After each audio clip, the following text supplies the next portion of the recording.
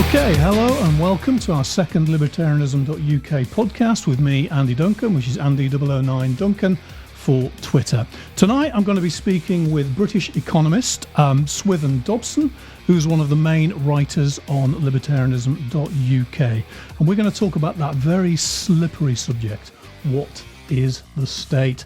But before we bring Swithun on, again, I'm going to get ready for battle. So here we go. Let's get my headphones ready. Put my glasses on. Now I'm all ready for action. Now, so here he is. Welcome, Swithun. Thank you for having me, Andy. My pleasure. Now, before we get going, let's introduce Swithun. He is the main economics correspondent, libertarianism.uk. He also co-hosts the Mindcrime Liberty Show, and that covers a wide range of topics from the downfall of movies to the economics of slavery, which is quite a smorgasbord of topics. He's also the director of Rougemont Tutoring. What he does for a living is he helps people get through their A-levels in economics and business studies and related subjects so that they can then go to university and become brilliant Austrian economists. So here we get going. Now, the first question tonight, our topic is what is actually the state? So, Swithun, what do you think is the state? Well, that is a tricky question. I was interested in this topic because I was looking at lots of definitions that historically been used for the state, that it is like a territorial monopolist on the use of violence, the monopoly on decision-making as one of Hoppe's. And what I was thinking in reading all of them is that a lot of the concept hinges on the term monopolist. But the question is, well, what actually is a monopoly? Especially if you take into account Rothbardian monopoly theory, in which a monopolist isn't just somebody who has 100% market share, because you could have 100% market share just because you're better than everybody else and everybody decides to use your service. So having somebody who is just the 100% owns 100% market share doesn't actually explain them being a monopolist, at least in the Rothbardian sense, which is what I think is interesting, because clearly if someone just is better than everybody else and has 100% market share, well, why is that necessarily a problem? So so when we get the question as to, well, what is the state actually a monopolist in? And then we might think, okay, what is the nature of the monopoly? So, I mean, Weber says a violence, Hoppe's the ultimate arbiter. I think what's useful to think about here is what you might refer to as the services provided in law and order, as generally defined. And I think you can distinguish 5, and there's some subsets into these, and they are prevention of crime, there is investigation of crime, there is mediation between two parties. So two parties in dispute, you can bring to mediation. If they can't come to mediation, then there's arbitration to submit to a third party. And then there's a judgment rendered, which is a form of punishment or remedy for that. And that's sort of like the 5 aspects of it. Now, clearly, prevention of crime and investigation aren't necessarily something to do with the state. I mean, in principle, you could have anybody doing that. That doesn't seem to be a direct state function, although they do primarily monopolize that with the police currently. But that doesn't seem to be essential to what they do.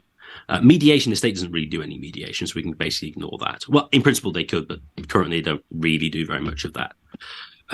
What seems to me, and this is what, if you press people on what the state does and why the state is necessary if they're statists, is basically around arbitration and punishment.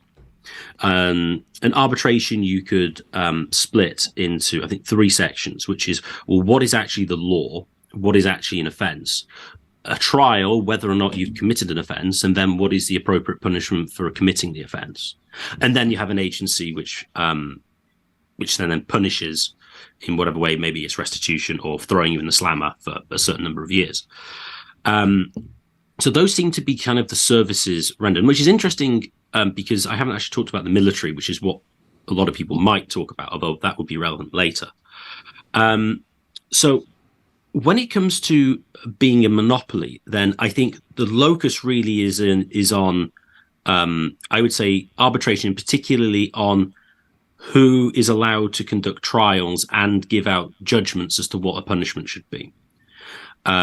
This, I think, is noteworthy because I don't think it resides in necessarily what the law is, although that is definitely related, because you need,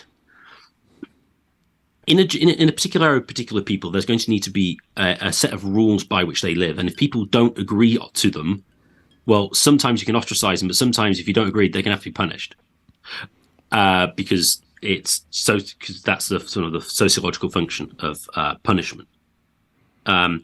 Of law, sorry, not punishment, sorry.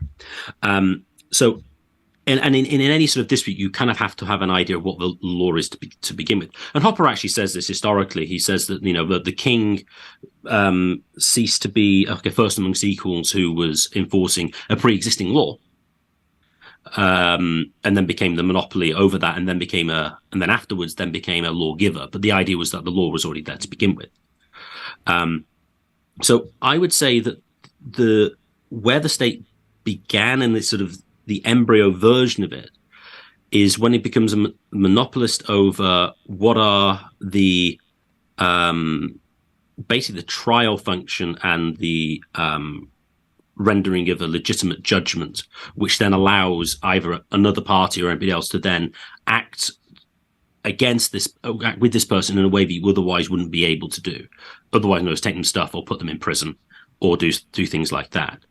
Then the question is, okay, so I think specifically that's what the state does. It's an organization that monopolizes law. That seems to be its essential element. Now, then the question arises, what's a monopoly? Because you could say is, well, if there's one person that everyone wants to submit to arbitration for, well, then there's going to be a monopoly. But in the Rothbardian sense, that's not a monopoly because everyone wants to use its services.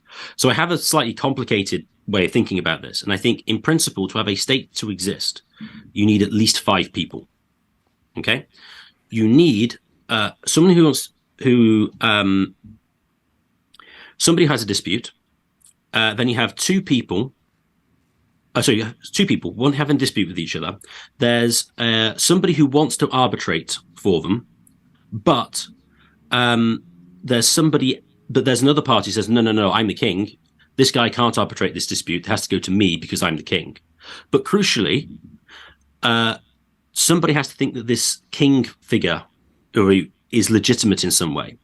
Otherwise, he'd just be a criminal. And this is something I hadn't mentioned as well. There's an element with all the concepts of the state is that it has overwhelming force in certain respect, but it also has legitimacy. But clearly it can't have 100% legitimacy because then it says it wouldn't be the state because it wouldn't be coercive because everyone would be doing what everybody voluntarily wanted it to do. So you need at least one person who thinks it's legitimate. So you have the king figure, the guy who thinks the king is legitimate and you could only possibly go to him for judgment. Then you have the 2 disputants, and then somebody else who wants to arbitrate the dispute, and both parties actually want to use him, but they can't, basically because the king has more force and can stop them from doing it. And I would say that makes sense of like the legal privilege. So it's legal privileges in the sense of they are bound by a particular law or they have a process of determining what the law is. It's more of a case of, given this function of this law that applies to everybody, they then basically carve out an exception that they are the only ones, or any of their officials are the ones who are able to legitimately render judgment, which is relevant because they're the only ones who you can follow their judgments and treat people differently than you otherwise would be able to and not be punished for doing so. So that's a lot of stuff. Crikey, it is a lot of stuff. It's very, very complicated there, Swithun. I mean, if we go back to Murray Rothbard, going with St. Augustine's kind of proclamation that the state is just a gang of bandits writ large unless there's justice. This justice point keeps coming in. But Murray Rothbard takes that a little bit further and says it's just a gang of thieves writ large. That's it. the justice thing is just an excuse. Now, if we go through a couple of other ideas, if we look at say Hobbes with Leviathan, he's saying that we're all, it's just going to be a horrible, awful chaos. We're all going to murder each other unless we agree a kind of implicit social contract to let the state arise.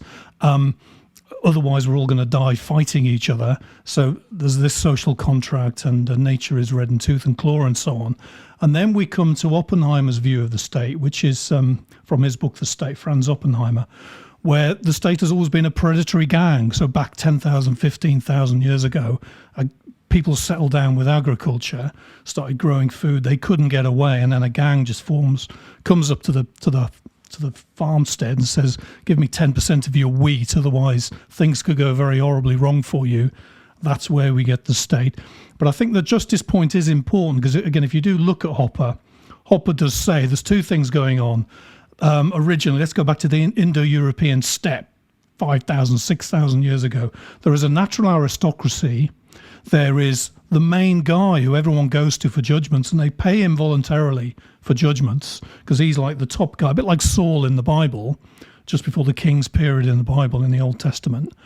But then at some point, that one guy and his family, because they get 100% of the people going to them for judgments, ultimate decision making, just makes it a monopoly. Hardly anybody even notices because they're all using him anyway. But then instead of charging a fee, then starts just taking taxation, saying you all have to give me money, it all has to be equal and everything, so everyone gets my services, and no one else can do ultimate judgments apart from this one guy. But that's not even Oppenheimer's state, where they're going around being bandit gangs. But then, because we've now got judgment and taxation from this one special family with their ruler who's the king or the chief of the kin of the area, that taxation is then used to go and attack other areas because that costs that guy nothing, because he's using taxation to start the war. It doesn't cost him anything. It's other people's tax. But then if he wins the war, that's the health of the state, to use the Randolph Bourne phrase. If he does win, then he'll get a lot more taxpayers paying him even more tax. There is a risk that his state will collapse, but then he might win. And if he wins, his state then grows and grows and grows. And then we see the formation of empires. But I think at the heart of it, I think you've hit the point there. A bit complicated with these 5 people. Seems a bit odd to me. But there is this justice element in there. So given that it's a relatively small service, given that I don't think I've never been to court. I may have had 1 or 2 chats with a couple of policemen on a couple of occasions, but I've hardly ever come across the law, except when going through borders at airports. Why do you think, given that it's not that big a thing in people's lives, it's something that most people try to avoid, is getting involved with the law, why do people, do you think, put up with the state doing all these things to them, taxing them, going far beyond justice and doing welfare, health programs, immigration, all these other things, soaking up 60, 70% of an economy, money printing, all these things? Why do you think people put up with all these things the state does, including incompetence, including corruption? Why don't they rise up like they did in the Soviet Union and just say, we don't want this, we don't want the state anymore? Why do they put up with this? Well, there's 2 reasons. Well, one, I today paid my fee not to go to jail, otherwise known as an income tax bill. So there's that, and I think that's a lot of it. But I do think a lot of people think that the state is legitimate in certain respects. I mean, one of the interesting examples of this is, I don't know the exact details. There was some inter-mob conflict, I think, in the 1920s in America, and one of the mobs dresses up as the police and tries to arrest the other mob. And the other mob like, oh, right, yeah, okay, it's the police. We better turn ourselves in. And it's not. It's the other mobs, and turn around and blow them away. So there's this element that people do think that the state somehow is just now. How they justify that is different. I mean, now would be liberal democratic theory, at least on the theoretical level. This is why it's the legitimate body, and people just kind of think it's the right thing to do. I mean, for instance, I mean, they might have independent reasons for believing it, but with the whole lockdowns, a lot of people are like, oh no, we've been told to stay in, so we have to. It's like, why? Why should we just believe? Why should we just follow what this organization tells us to do? I mean, that makes like, why just because they say it should you do it? But people have this attitude that, well, we just need to follow. They just need to follow what they say. Now, on a more sort of practical level, in a certain respect, I mean, clearly there are special interests. I mean, it's always the case that a motivated minority is going to rule the majority. If you have a motivated minority and it's in their interest to get something done, they can get it done.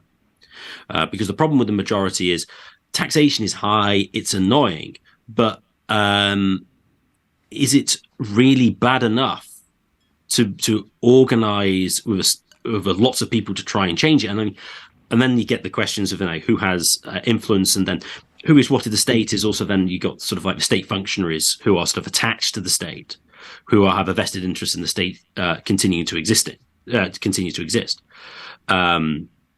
So they're clearly not going to be disfavorable towards the hand that feeds them. So like the media class, for instance, seem to just live on the state, because if the state won't do anything, what the heck is he going to report? You can't just fill it with sports news. Yeah.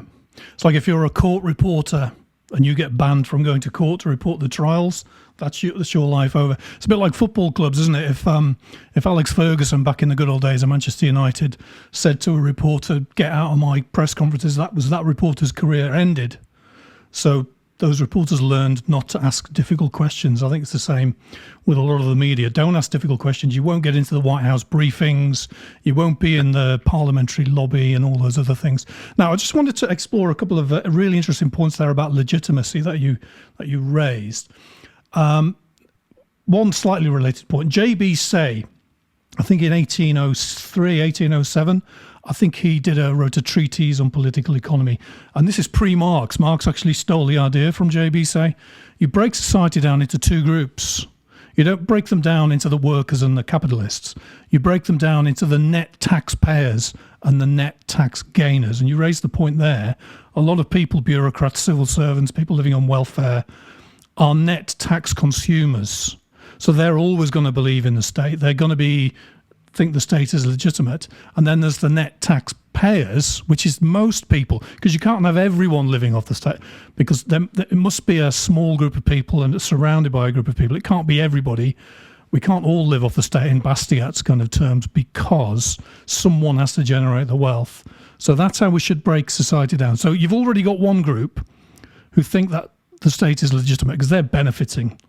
Now, Murray Rothbard's idea, which is in the Anatomy of the State, I don't know if you're familiar with the Anatomy of the State, he says the state is quite tiny. It's just a very small percentage of the population. The MPs, the senior bureaucrats in Whitehall, the King, the Queen, and a few thousand, maybe 10,000 people. But what they do is direct a lot of the taxation to the intellectual class. And then the media, the university professors, all what you might call the intellectual, the intelligentsia, and then they praise the state. And then ordinary working people who are just working all day and all night just get these ideas from these what do they call them on Twitter? Trendsetters or whatever, or social leaders. They get their ideas from them and then just believe, and then they come to believe the state is legitimate. What do you think of Murray Rothbard's idea about this? The state uses the outer party of the intellectuals to produce the legitimacy of the state. I think that is very true. I mean, the influence, for instance, of elite universities in America, for instance, is huge. Whatever Harvard says, whatever the major university, that's sort of like they've replaced basically the clergy. And these are the pronouncements, and then they have sort of a sub-intellectual ones who are the approved marketers and disseminators of the information in the media, and this is a way of transmitting a lot of the official pronouncements. But I actually think one of the biggest ways it actually influences regular people isn't directly by the intellectuals, because they don't read the intellectuals and they don't watch any of the stuff that they produce. The way it works is the intellectual, and this is actually something Francis Schaeffer, a Christian apologist, pointed out, is that what happens is a lot of like art producers that they makers of films or music or whatever, they're influenced ultimately by philosophy and sort of like intellectual ideas. And I actually think it's the intellectual class influencing people who make culture, who make TV, films, etc. And then this is then disseminated around the population. So a lot of it works with respect to history. It's like, oh no, the 19th century. Oh no, look, there's just all these poor people on the street because we haven't got the welfare state yet. And this is the kind of thing that just gets put into arts works of into artistic works. I read a comic recently, and there was a comment about, oh, don't get rid of something that works, like the NHS. And I was like, what? Oh. Nobody claims the NHS works well if you support it. But that's how the regular people think, is because of all these other cultural institutions, really. That's how it's kind of very much elite generated, and then it disseminates via other media to everybody else, is the way I would say. Yeah. So there's kind of three layers going on there. So coming back to the point then of this legitimacy thing, I think one of the ways they do it is through democracy, because I get a vote, I get to decide the election because I voted, even though the other side won, I'll have to accept it. Do you think democracy is used like that to give the state legitimacy? I think it is, but I think they're changing it, because democracy gave the wrong results. The EU referendum is the best example of that. Donald Trump's election in 2016 is also a good example of that.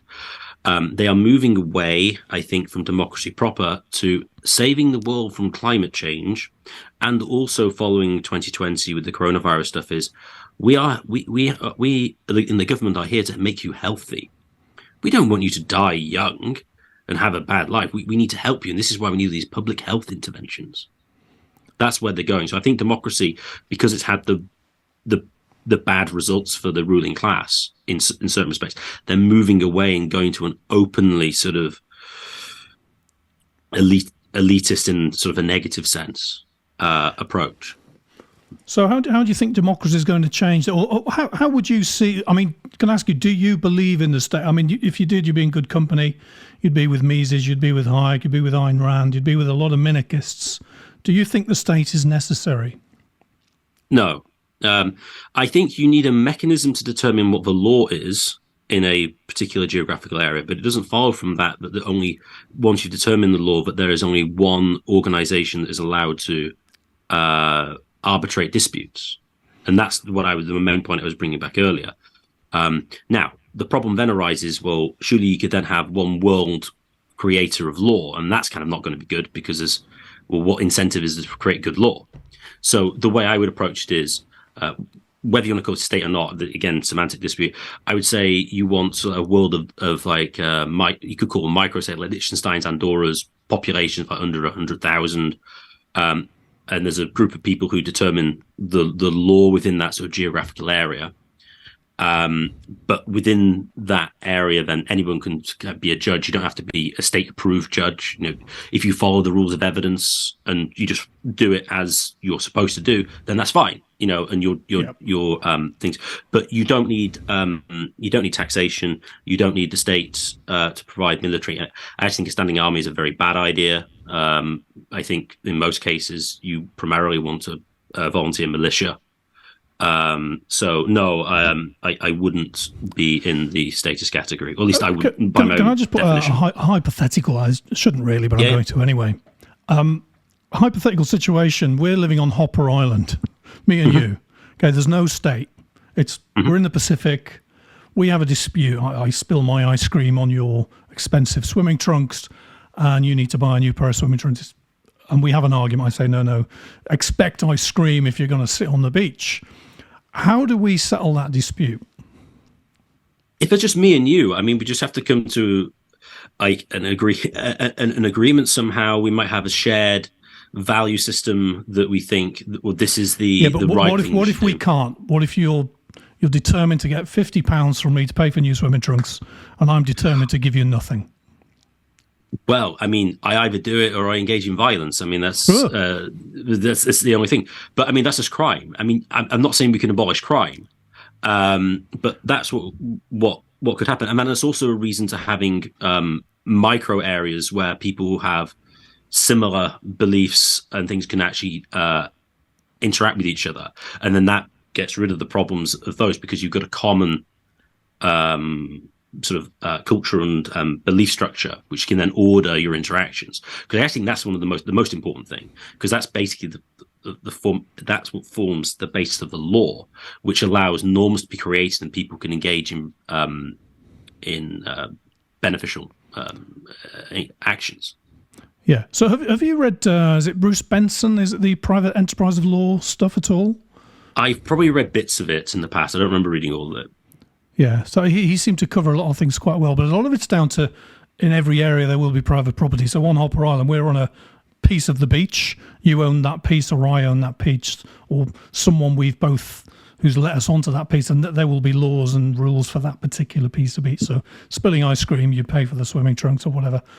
We could go down a deep rabbit hole there. So if we are in a world, though, of thousands and thousands of Liechtensteins all around the world, tiny little countries, tiny little states, Hoppe Island, Rothbard Island, Liechtenstein, Andorra, Gibraltar, where I am, and so on. What's to stop the same thing happening again, where one of these little tiny places blows up and becomes an empire again, like the British Empire or the Roman? I mean, Rome starts off as a little tiny city.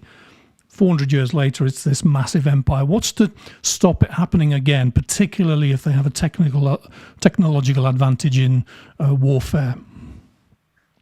Well, possibly nothing. If you've got such a big advantage, you'd win, but they would win anyway. Now, what might be a particular technical advantage today is communications, assuming the communication systems stay up. I mean, if the cities that were beaten by Alexander the Great would have been able to go, hang on, he's going all the way, we can coordinate and fight him in one single battle, Alexander the Great would not have got nearly as far as he did going towards India, ultimately. So one of the things is communication sort of organization. So if you could have the volunteer militias and then they have a high degree of coordination, that would mitigate to a large extent the advantage that states have had historically. That would be one of my cases. And of course, superior weaponry as well. I mean, a village historically wouldn't have very good weapons, whereas now they can. Well, I mean, if Uncle Joe leaves them for us, we get some weapons like the Taliban, you know, so that's going to be pretty decent. Yeah. I mean, we're kind of straying off topic. We just wanted to ask, what is the state? Where did it come from and so on? We don't want to get into the myth of private defence and, myth of national defence and so on. Otherwise, we could spend 5 hours. We could do that in another interview sometime in the future. So I just had a couple more questions for you. The first is, imagine we are heading towards some dystopic world state. We've got the lizard overlords of Davos right now plotting to try and make us eat insects and give up our vehicles and everything. Sean Gabb last week saying that in some ways Britain is more totalitarian than China. The UK government will try to get us back into the EU. We'll have this massive EU, which will then join with North America. And eventually we end up with a WEF-ruled or UN-ruled world state. Do you think that this is possible, this dystopia? I think in principle it could happen. I just think that, in a way you could argue you already have one in certain respects. I mean, given the almost universal response to coronavirus with lockdown policies, like I say, now I know there were different severities in different countries, but pretty much every country in the world followed that, with the exception, I think there's a couple of Caribbean ones, and Belarus. And Belarus was interesting because Belarus basically said the IMF weren't going to give them any money unless they follow World Health Organization advice. To which the World Health Organization, to which the IMF said, yeah, basically. So they actually admitted that was the case. So you could have argued, I mean, the world's really been under American hegemony really since 1945. well, especially in the West. I mean, and certainly since like 1992. But it's never really been entirely global. I'd be surprised if you ever got a state which is, say, as strong as unitary state as England in the entire world. There would seem to be too many disparate elite classes with different interests to make that happen. Now, that said, that doesn't mean there couldn't be significant agreement on a wide variety of issues. It's just that I don't think you would. I think you're going to get more intractable. There'll be more disputes in the ruling class in the world than there would be even in England, and even there is. But there'd be even more because of different resources, cultural backgrounds, etc. So I do think it's a possibility, but I suppose it's what the world state would kind of look like. I mean, in principle, I could see being like the UN running things to some extent, but whether it would really act like a unit, probably more like a world empire, probably is more likely, because that would take into account more regional differences than a unitary state. So I think there'd be some differences there, but in principle, yes, I think it's possible. Like a kind of global Ottoman Empire or global British Empire. Now, they'd probably try to use democracy to kind of give that legitimacy, but then I think everyone knows that everyone in India and China would vote for India and China to be the winners in everything. And I think people around the rest of the world who would be dominated by that democratic vote, because it'd be so huge, would resist and rise up and throw it off maybe. Now, Henry Hazlitt wrote a great novel. I don't know if you've read it. It's Time Will Run Back. And it's about how a world state is created and how it basically becomes free market after a couple of years, because things are so awful in the world that we have to go back to the kind of laissez-faire capitalism to make it work again. Now, just to wrap up, and coming back to the UK, we can see the complete failure of the Conservative Party, who are just leftists with blue rinses and so on. How do you think we or you or me or other people watching this, especially anybody in the UK, can help lessen the power of the state in the UK? Immediately, I think one of the major ways in which you can lessen the power of the state is to home educate your children, because even the private schools are basically leftist indoctrination factories. Yeah. I mean, this was seen by what was he called? Noland. I can't remember his first name. He was a teacher at Eton and he did a lecture which was allowed to, basically saying how I think it was basically how women like to be sexually dominated by men, effectively. And this was against feminism and therefore verboten, so he was booted out.